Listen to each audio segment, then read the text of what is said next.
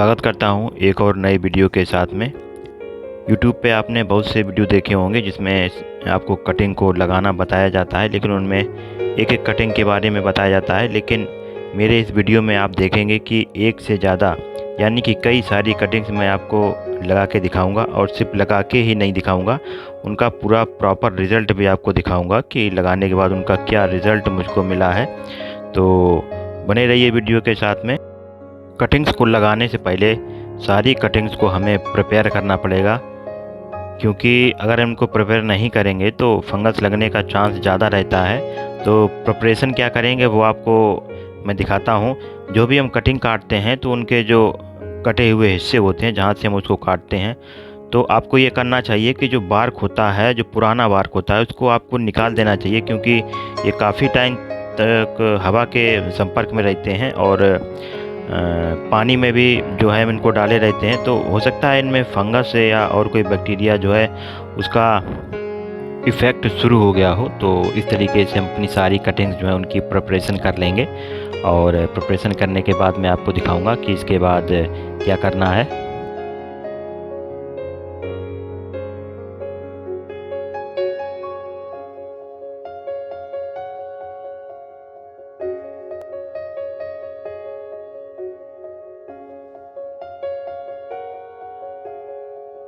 तो देखिए, हमारी जितनी भी कटिंग्स थी वो सारी की सारी मैंने प्रिपेयर कर ली हैं और उनको पानी में डिप करके रख दिया है, जिससे कि ये सूख ना जाएं। तो देखिए, इस तरह से मैंने जितने भी कटिंग थे उनके कटे हुए हिस्से जो थे उनसे बार को अलग कर दिया है, और ये नए बार को मैंने निकाल दिया है। और अब बारी आती है इनको लगाने की। तो इनको लगाने के लिए मैंने एक इस तरीके का बकेट लिया हुआ है। तो इस बकेट में मैंने नीचे जो तली है उसमें मिट्टी भर ली है, और मिट्टी थोड़ी ही भरी है, ज़्यादा नहीं भरी है। तो सबसे अब उसके बाद ही करेंगे कि जो ये हमारी कटिंग्स हैं इनको एलोवेरा के जो जेल होता है उसमें हम इस तरीके से उनमें एलोवेरा का जेल लगा देंगे, क्योंकि एलोवेरा का जो जेल होता है वो एंटी फंगल की तरह काम करता है, एक बेस्ट रूटिंग हार्मोन्स भी होता है। तो इसको लगाने के बाद हम इस तरीके से इनको जो हमारी कटिंग्स हैं वो सारी इस तरीके से मिट्टी में धंसा देंगे।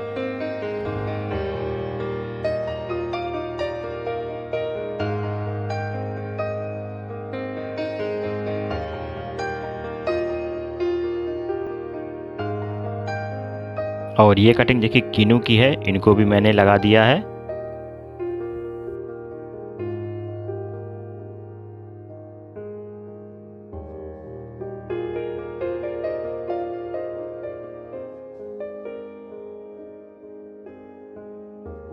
और ये कटिंग है बेला की।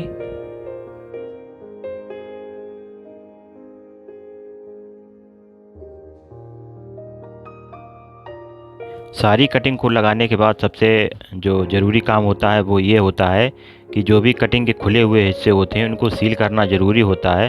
सील क्यों करना ज़रूरी होता है, इसके दो रीज़न होते हैं। पहला तो ये कि उनका जो मॉइस्चर होता है वो जल्दी से निकलता नहीं है, जिससे कि कटिंग जो है हमारी ज़्यादा टाइम तक हरी रहती है और उसके ग्रो होने के चांस बढ़ जाते हैं। और दूसरा फ़ायदा ये होता है कि जो खुले हुए हिस्से होते हैं तो वो पानी के संपर्क में आते हैं, तो उनमें फंगस का या बैक्टीरिया जो होता है वो लगने का खतरा ज़्यादा रहता है। तो उससे भी हमारी कटिंग्स का बचाव हो जाता है।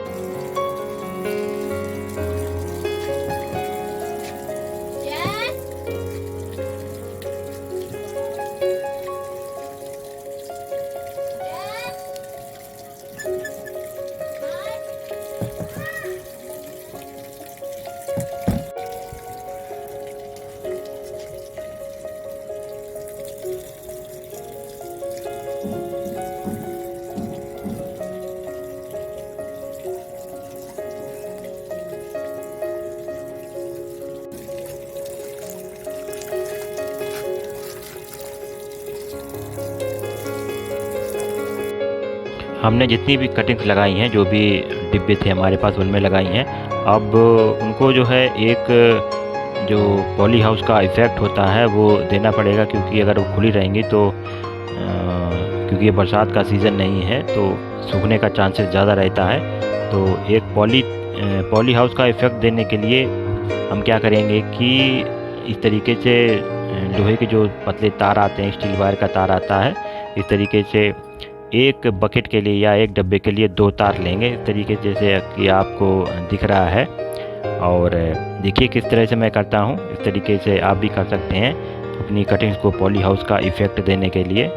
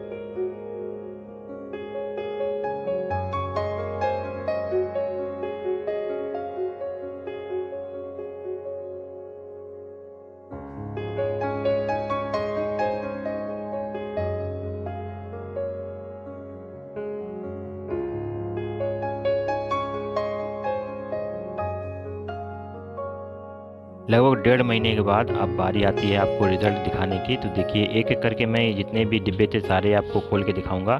इसमें मैंने इस तरीके से देखिए ये तार लगा के पॉलीथीन से ऊपर ढक दिया था। और अब आपको रिज़ल्ट दिखाने की बारी है, तो चलिए आपको रिज़ल्ट दिखाते हैं सारे।